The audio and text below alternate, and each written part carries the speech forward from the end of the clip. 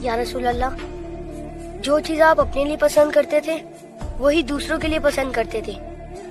آپ نے تو یہ غلام کو اپنا مؤذن بنا لیا. جو غلام کل تک لوگوں کی آواز پر دوڑتا تھا، آج لوگ اس کی آواز پر اپنے گرم بستر چھوڑ کر مسجد کی طرف چلے آتے ہیں. آپ نیچے بیٹھے ہوتے اور حضرت بلال حبشی اوپر کھڑے اذان دے رہے ہوتے. ایسے کریم مولا کو بھی طائف والوں نے پتھر مارے. آپ کے سر سے نکلنے والا خون آپ کے پاؤں تک پہنچ گیا.